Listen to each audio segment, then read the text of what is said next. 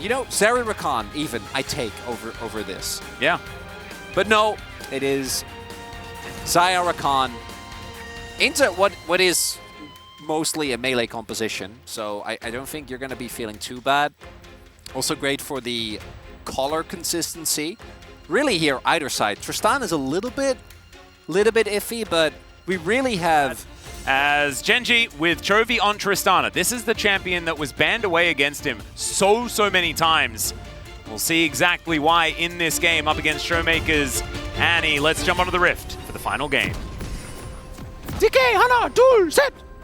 DK, fighting, yay. Genji, 하나, 둘, 셋! Genji, fighting! Yeah. Is going to be successful. I do feel like Genji's composition is very straightforward with how it sort of works. I really do like what they've put together. We do know that, well, I mean, outside of the fact that Keen is almost dead and the minions are about to meet. That was School of Dundun. That was School of Dundun levels of play. Oh, the timing window. Keen does have Ghost and Kingen is low. Oh, he has his second R available as well. They need to respect this. Yeah, it's all about whether or not he can find the Q. He does just flash forward to get that slowdown, and that is going to guarantee it. Q lands, and there goes first blood for Lucid once again. That's 3 out of 3 here. That would be somewhat nice. As Chovy actually jumping on top of Showmaker, who's now trying to get out of the way. Chovy survives on both teams. Oh, this is risky from DK. Yeah. The 3 versus 3 coming on in here. As you can see, Showmaker moving on over. Good knock up onto Lehens. He's the squishiest one, and Lucid going to be able to take him down, but it's a trade of supports. Aiming's free hitting, but the permafrost value is so high, and Canyon even takes down the Dragon. Showmaker going to be able to move over the top, and will they be able to find it? Yes, they are, as the Blade Caller comes in. Arctic Assault to get... so little here from the Xayah compared to the Lucian. Yep, and Kenny just calling targets as we're going to see him look for a kill once again. Showmaker is at about 100, okay, never mind. He is just going to go down. Oh dear, okay. Showmaker once again going to get stunned up. This time Lucid will turn up and Chovy isn't quite there ready.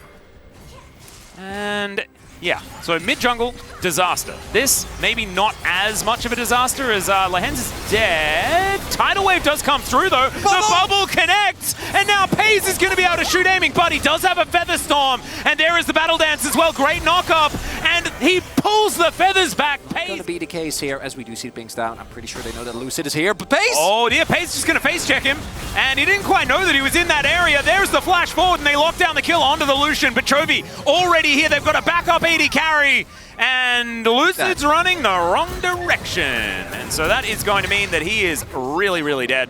Chovy going to take a little while to secure it, as Lucid just wants to get himself into the death chamber as soon as possible. Might be really hard to come back. TP invested. Yeah, everyone TPing at exactly the same time. The coordination between King and Keen, absolutely fantastic.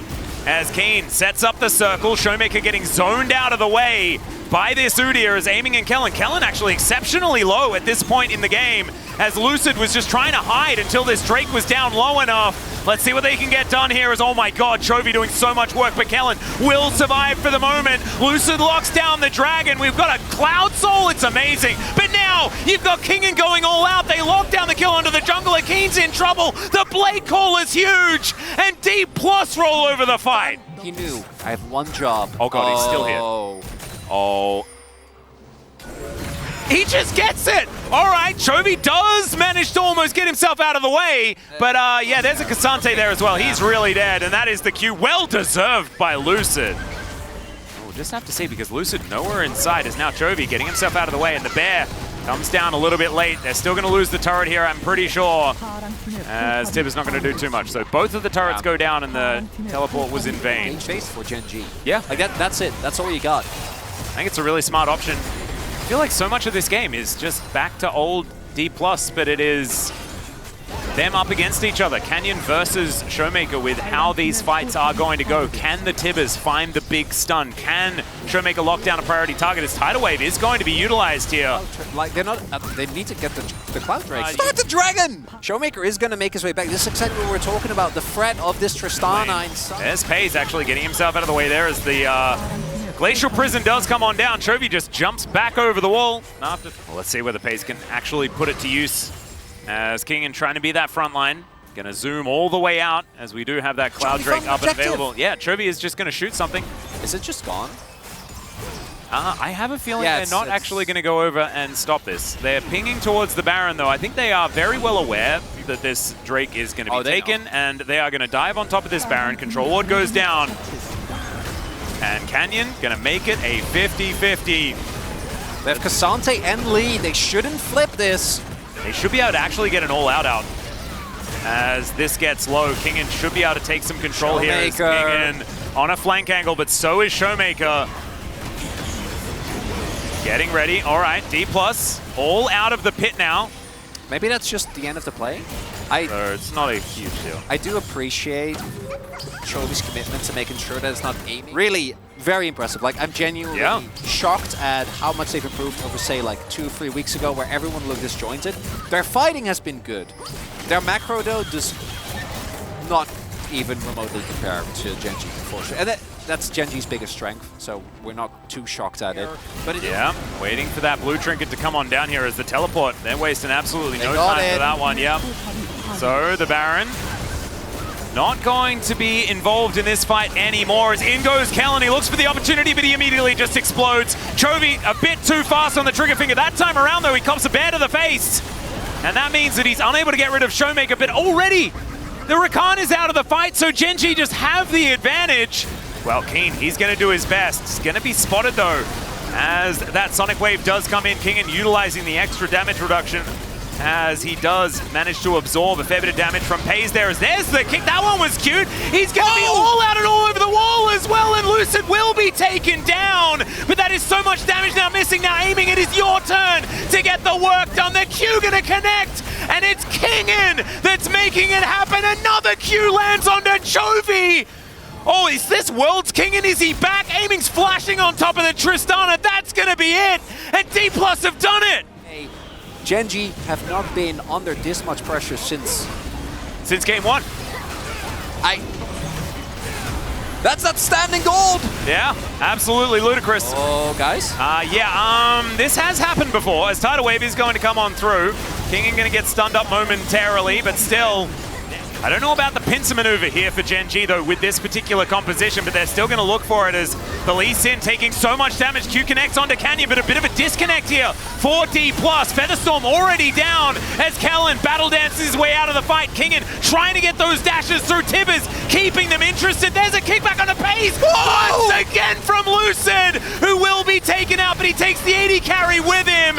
And now Kingen trying to be tanky, but it's just not going to work. And Keen, oh no, that walk strategy that we were talking about, it's going to be employed, and he's just going to walk all the way past the Annie and now try and use it against Aiming, whose auto attacks are pretty scary, but Canyon, he's scary as well, and there's no Featherstorm this time.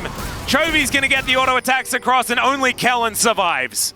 7 elemental Drakes on the day. Oh, they're not going to let Chovy just take this one. Yeah, Lucid is running across the Cloud Rift.